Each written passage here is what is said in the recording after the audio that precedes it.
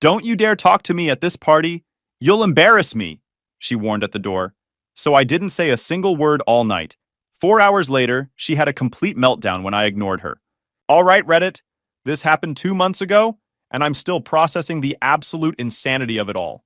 My girlfriend had a complete meltdown at a party because I followed her exact instructions to the letter. Strap in, because this gets wild, and the ending is chef's kiss levels of satisfying. I'm 28 male, a certified welder at a manufacturing plant here in Columbus, Ohio. Nothing fancy, but it's steady work with solid benefits, and I'm good at what I do.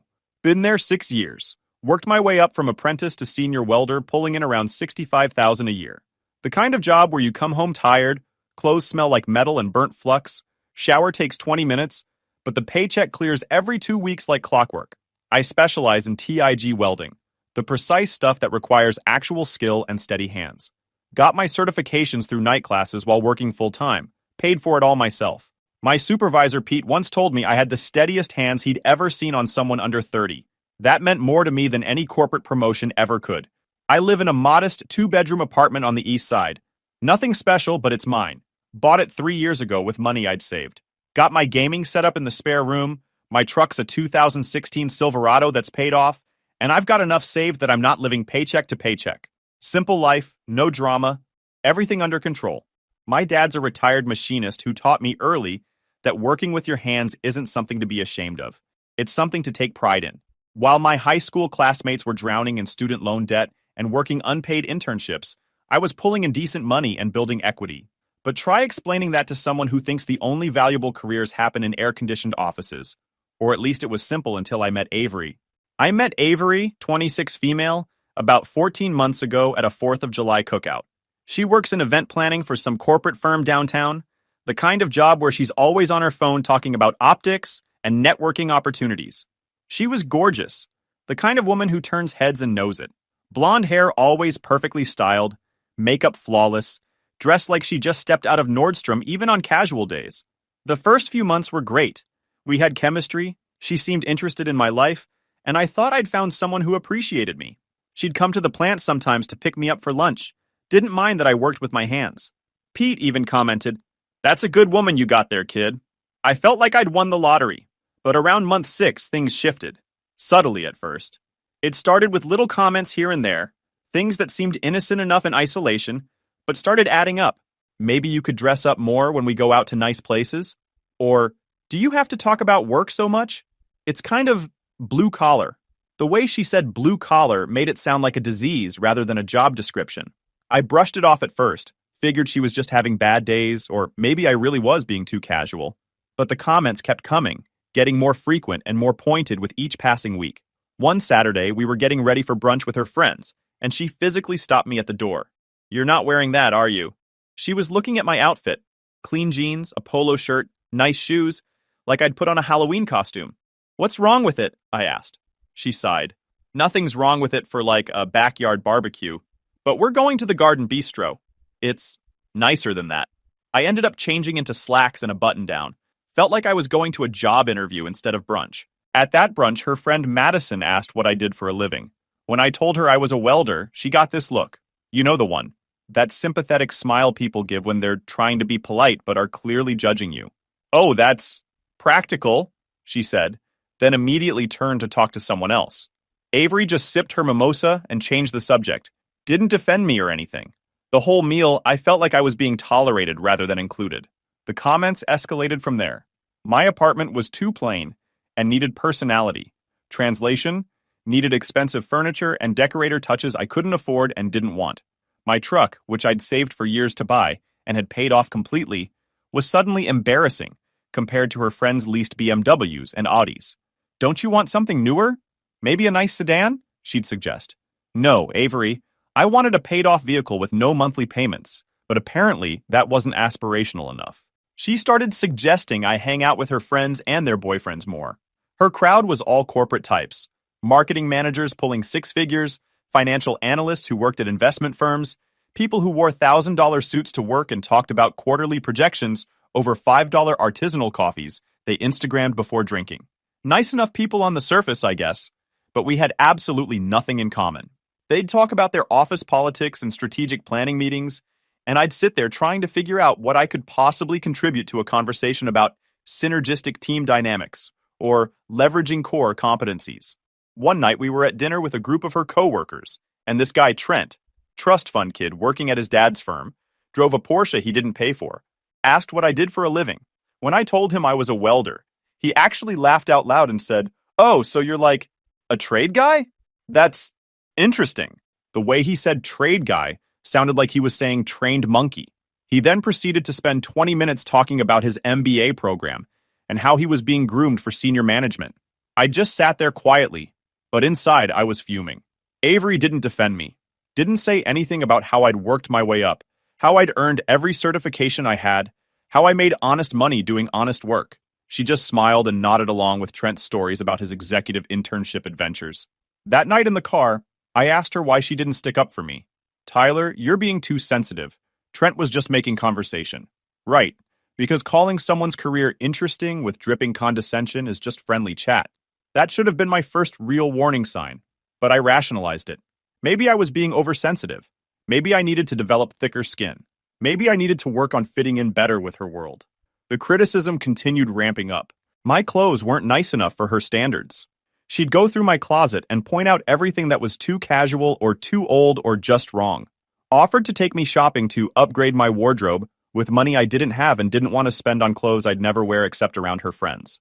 When her coworkers came over to my place for a dinner party she'd insisted on hosting at my apartment, she spent the entire week before apologizing to them in advance for how basic my place was. "It's very bachelor pad," she told Madison on the phone while I was standing right there. "He hasn't really developed his aesthetic yet." My aesthetic?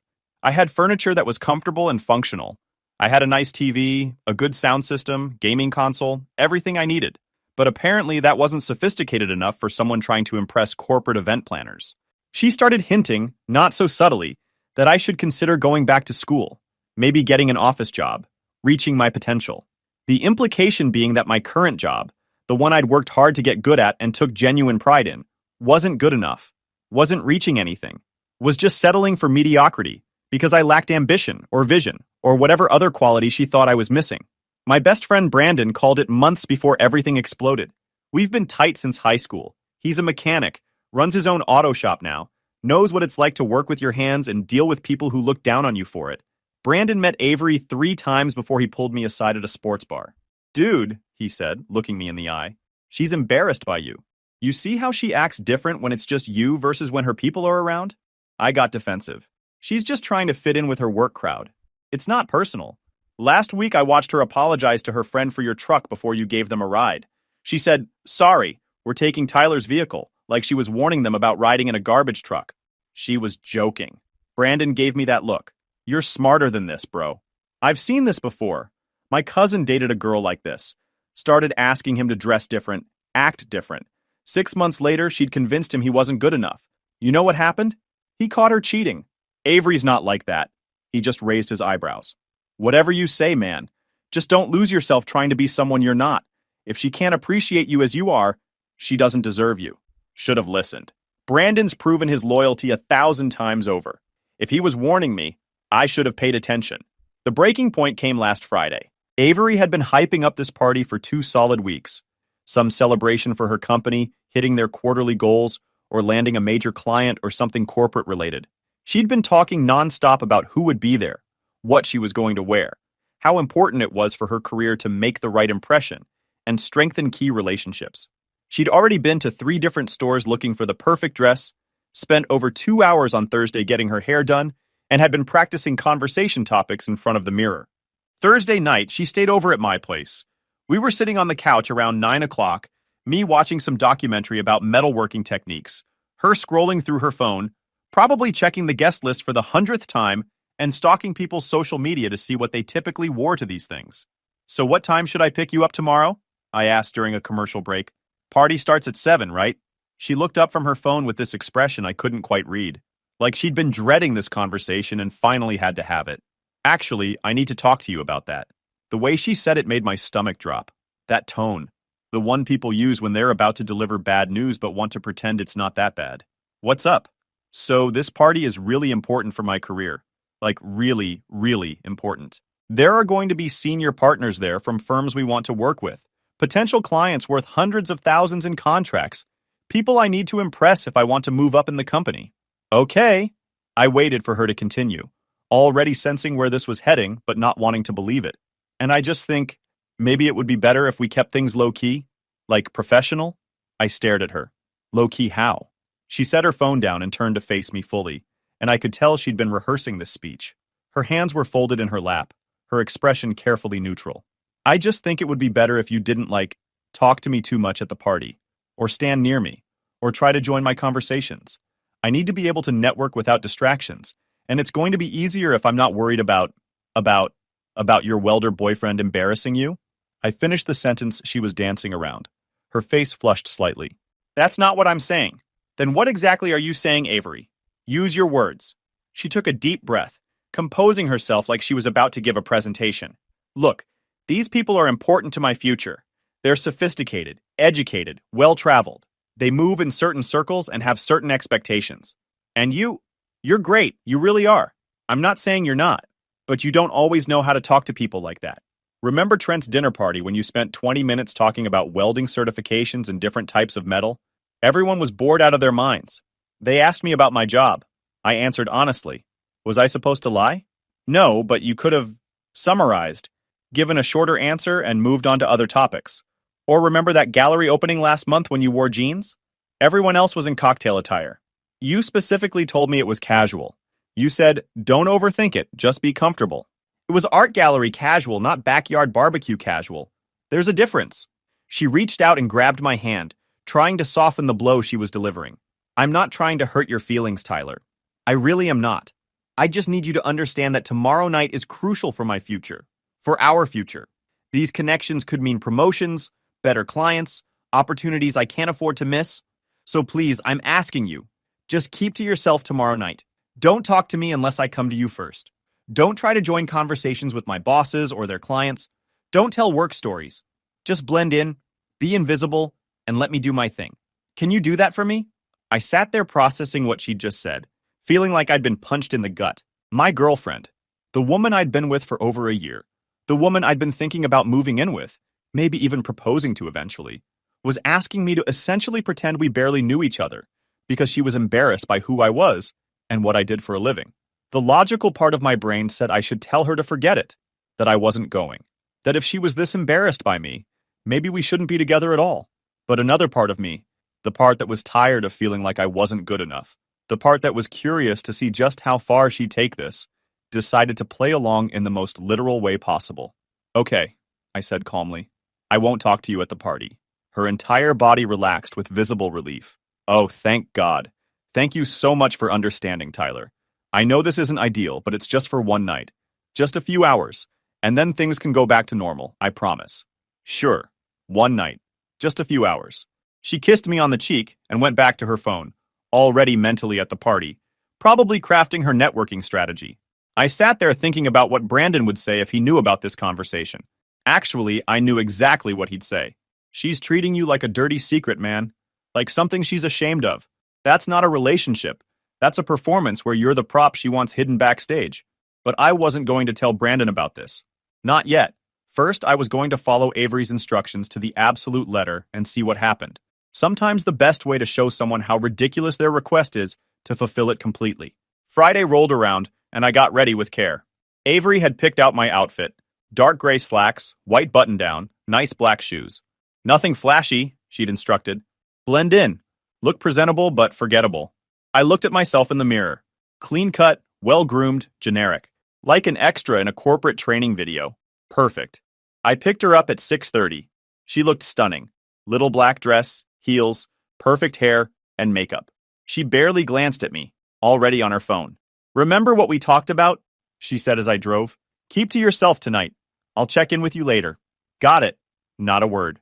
You're the best. I really appreciate you being so understanding. The drive took 20 minutes. She spent it on her phone, texting people already at the venue, planning her entrance. I was just the chauffeur. The party was at the Foundry, trendy venue with exposed brick, Edison bulbs, specialty drinks with names like The Entrepreneur. The kind of place where drinks cost $15 and people Instagram their food. I arrived at 7:15. The place was packed with corporate professionals trying to prove they were important. Forced laughter, exaggerated hand gestures, constant scanning for someone more valuable to talk to. I spotted Avery immediately, front and center near the bar with senior partners. Full performance mode. She glanced at me for half a second, then away. Message clear. We're not together tonight. I grabbed water from the bar and found a spot near a column where I could observe. The party was exactly what I'd expected. Lots of people in expensive outfits they couldn't really afford, talking loudly about how successful and important they were, performing networking like their careers depended on it, which I guess for some of them, it did. The conversations around me were all the same. Corporate buzzwords, name-dropping clients, humble bragging about projects and achievements, the occasional laugh that was just a little too loud to be genuine. Avery was in her element, absolutely thriving. She worked the room like a professional politician, floating from group to group with perfect timing, laughing at exactly the right moments, touching people's arms when she wanted to emphasize a point or create false intimacy, playing the role of ambitious young professional with Academy Award-worthy skill. She'd clearly studied for this. Every gesture was calculated, every smile perfectly calibrated, every conversation strategically chosen.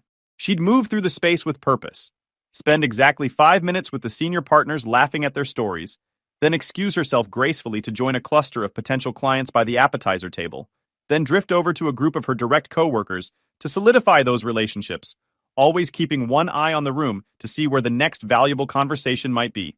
It was impressive, honestly, watching someone work a room like that. Just sad that I was supposed to be invisible while she did it. Every so often, she'd glance my way, checking to make sure I was following her instructions, verifying that I hadn't moved from my designated spot or attempted to join any conversations. Each time our eyes met for that brief second, I'd see this mix of relief and satisfaction on her face. Good boy, Tyler. Staying right where I told you. Not embarrassing me. Playing your part perfectly. I stood there like a piece of furniture that matched the industrial decor, sipping my water, observing the social dynamics, watching the show like I was studying some nature documentary about corporate mating rituals. About 30 minutes into this circus, one of Avery's coworkers approached me, a woman named Patricia, who I'd actually met once before at some company happy hour. She was nice enough, mid-40s, worked in accounts management or something similar. Tyler, right? You're with Avery? She asked, holding what looked like an expensive glass of wine. I nodded, giving her a polite smile. How are you enjoying the party so far? Pretty good turnout, isn't it? I nodded again, maintaining my pleasant expression. Took a deliberate sip of my water. She looked slightly confused by my non-verbal response. The venue is gorgeous, don't you think? I love these exposed brick spaces. So much character. Another nod. Another smile. I gestured around the room appreciatively, as if to say, yes, it's very nice, without actually using words. Patricia laughed nervously, clearly uncertain how to handle someone who was responding, but not speaking. Are you okay? You seem quiet. I gave her an enthusiastic thumbs up and another smile, like a mime who'd accidentally wandered into a corporate event.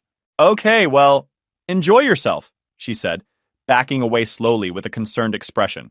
She immediately went over to another coworker, and I saw them both glance back at me, whispering, probably wondering if I was ill or having some kind of medical episode. This interaction set the tone for the rest of the evening.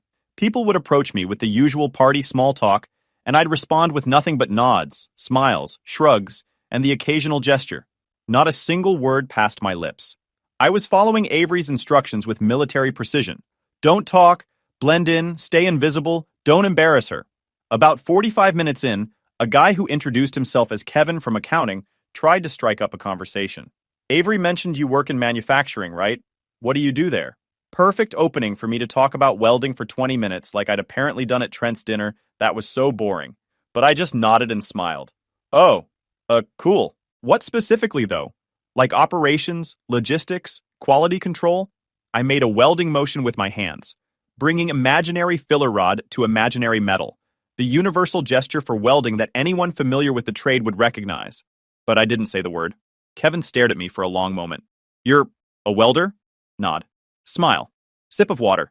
That's interesting work. Do you enjoy it? Big nod. Big smile. Thumbs up. He waited for me to elaborate.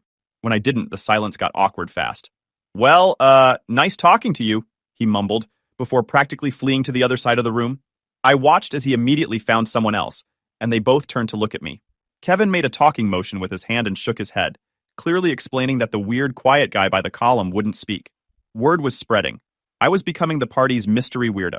An hour into the event, one of Avery's senior colleagues, a woman named Jennifer, who I recognized from Avery's constant talk about office hierarchy, approached with an agenda. She'd clearly been asked to assess me. "You must be Tyler. Avery's told us so much about you." She extended her hand and I shook it, but said nothing. "I hear you work in industrial manufacturing. That must be fascinating." I nodded enthusiastically, as if she just said the most interesting thing I'd ever heard. "What's the most challenging part of your job?" I thought for a moment, then mimed welding again. But this time I made my hand shake a little and shook my head, then steadied my hand and gave a thumbs up. The message: steady hands are important for welding. She watched this pantomime with visible confusion. Right, steady hands. That makes sense. Another pause, waiting for actual words. "So, do you have any hobbies outside of work?" I pulled out my phone and showed her my lock screen. A photo of me working on Brandon's Chevelle. "Oh, you restore cars. That's a great hobby." I nodded and pointed to Brandon in the photo, then made a steering wheel motion and a thumbs up. "My friend, we work on cars together." "Well, that sounds fun." Jennifer was clearly uncomfortable now, probably regretting taking on whatever reconnaissance mission Avery had assigned her. "I'll let you get back to your drink. Nice meeting you, Tyler." As she walked away, I saw her beeline straight to Avery and pull her aside for an urgent conversation. Avery's eyes widened as Jennifer spoke, and she looked over at me with an expression I couldn't quite read. Confusion? Concern? Annoyance? Maybe all three. But she didn't come over. Didn't break her own rule about me not talking to her first. She just turned back to Jennifer, said something brief, and then rejoined the conversation she'd been having with a group of clients. The party continued, and I continued my role as the silent observer. I watched her bounce from conversation to conversation, getting more animated as the night went on. She was in her element, performing for an audience, collecting business cards, and making promises to do lunch sometime. I was just a prop in the corner, exactly as requested. Around 9 o'clock, I noticed her starting to glance at me more frequently. The looks were different now. Less checking to make sure I was behaving. More confusion about why I hadn't moved from my spot in 3 hours. At 9:30, she excused herself from a conversation and walked over to where I was standing. "Hey," she said, her smile not quite reaching her eyes. "You having fun?" I nodded.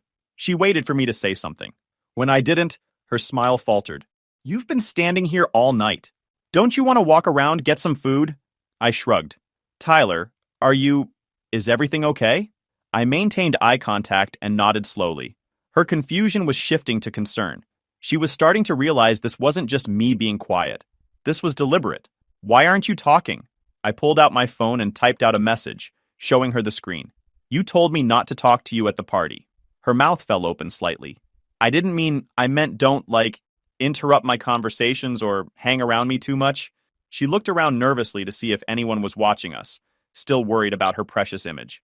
"Can you please just act normal?" I typed another message. "This is me blending in. Invisible just like you wanted." "This is ridiculous.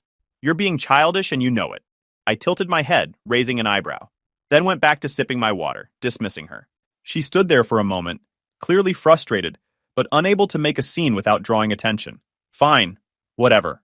Keep being weird."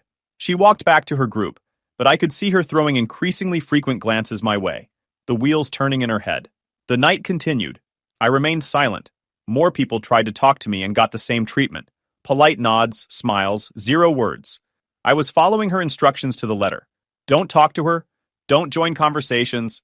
Just blend in. I was blending so hard I might as well have been wallpaper. At 10:15, Avery tried again. She came over with one of her work friends, a guy named Scott, who I'd met at a previous event. "Tyler, Scott was just telling me about this new client they landed. Isn't that interesting?" I nodded at Scott. "Don't you want to hear about it?" she pressed. I smiled and nodded again. Scott looked between us, uncomfortable. Yeah, so anyway, he started explaining something about marketing strategies, while Avery watched me expectantly. I listened politely, nodded at appropriate moments, but didn't say a word. When Scott finished, there was an awkward pause. He clearly expected me to respond or ask questions. Instead, I gave him a thumbs up. "Okay then," Scott said, backing away slowly. "Nice seeing you, Tyler." Avery's jaw was clenched. "Can I talk to you outside?" I gestured toward the exit. "After you." We stepped out into the cool night air. The moment we were alone, she spun to face me. What is your problem? Why are you acting like this? I pulled out my phone and typed, You asked me not to talk to you at the party. I'm respecting your wishes. I didn't mean literally don't speak. I meant don't be clingy or embarrassing. I typed, Hard to be embarrassing when I don't say anything. She stared at the message, her face going through several emotions. This is insane. You're making me look bad. I typed, How? I've been doing exactly what you asked. Kept to myself, didn't interrupt your networking, blended into the background. Perfect boyfriend behavior. You're making a statement by standing there like a mute. People keep asking me if you're okay. I typed, Tell them I'm following instructions. She made a frustrated noise. You're being petty. I typed, I'm being obedient. There's a difference. I can't believe you're doing this. This night was important to me. I typed, and I didn't want to ruin it by talking. She looked at me for a long moment, and I could see her trying to figure out how to handle this. She'd created this situation, and now she was trapped by her own rules. Fine, she finally said. Come back inside and just try to act normal. Please? I shook my head and typed, You were very clear about what you needed tonight. I'm giving you that. Don't worry, I won't embarrass you. Tyler! I walked past her, back into the party, and resumed my position against the wall. She stood outside for a few more minutes, probably trying to compose herself, then came back in and rejoined her coworkers. But she kept looking over at me, and each time she did, I'd give her a little wave. The party wound down around 11. People started leaving, saying their goodbyes, promising to connect on social media. Avery worked the room until the end, but I could tell she was rattled. Her smile was too tight, her laugh too forced. When she finally came over to leave, her eyes were red, and she looked exhausted. Ready to go? She asked quietly. I nodded and followed her out to the truck. The ride back to her place was silent, but it was a different kind of silence than the party. This one was heavy, suffocating. She kept looking at her phone, typing messages to her coworkers, probably trying to do damage control. I pulled up to her apartment and put the truck in park. She didn't move to get out. Are you going to talk to me now? She finally asked. What do you want me to say? She flinched at the sound of my voice after hours of silence. I want you to explain what that was. I did what you asked. You said don't talk to you at the party, so I didn't talk to anyone at the party. You know that's not what I meant.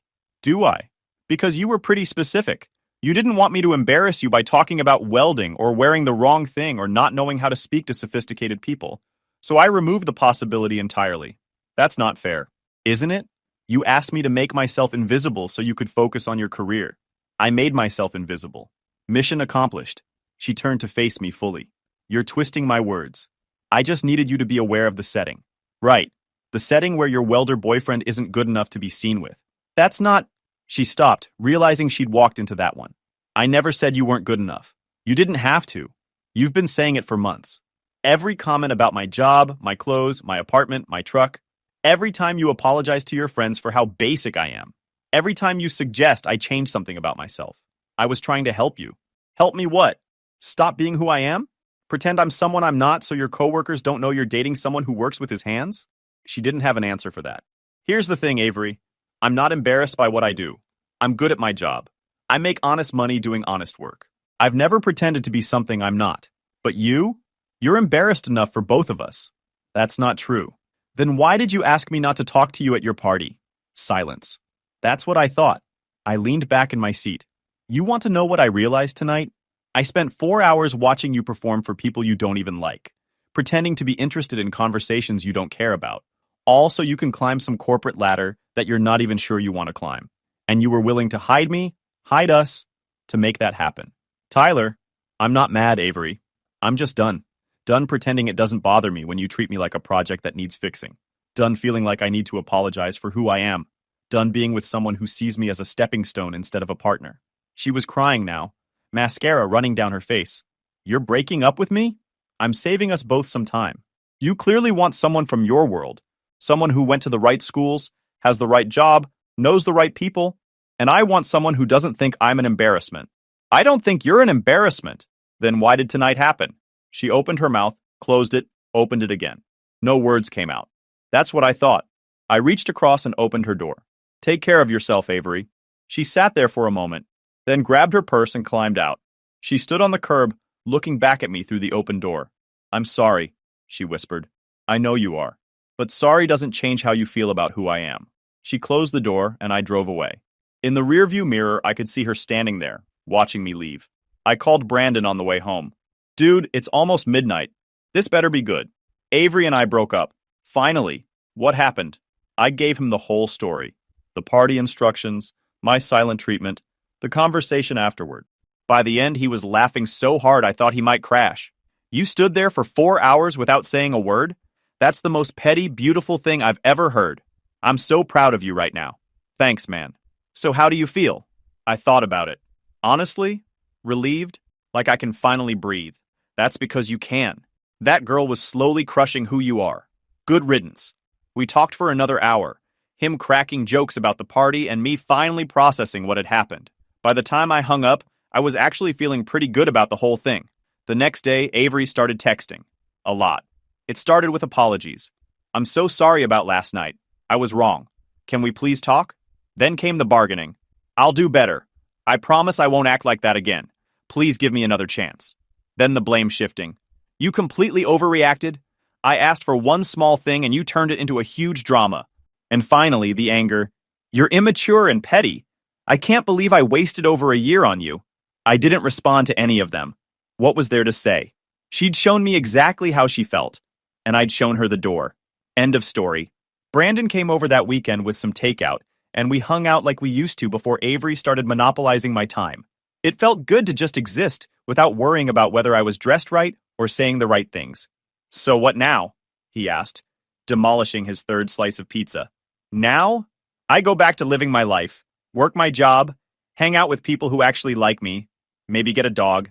A dog's a solid move, more loyal than any girlfriend. Amen to that. Monday at work, I told the guys what happened. My supervisor, Pete, just shook his head and laughed. My ex-wife used to pull that stuff. Always wanted me to be something I wasn't. You know what fixed it? Divorce. He clapped me on the shoulder. You did good, kid. Never change yourself for someone who can't appreciate you as you are. The other welders chimed in with their own stories of relationships that ended because their partners looked down on manual labor. Apparently, I wasn't the first guy to date someone who thought blue collar meant second class. The right woman won't care what you do, Pete said.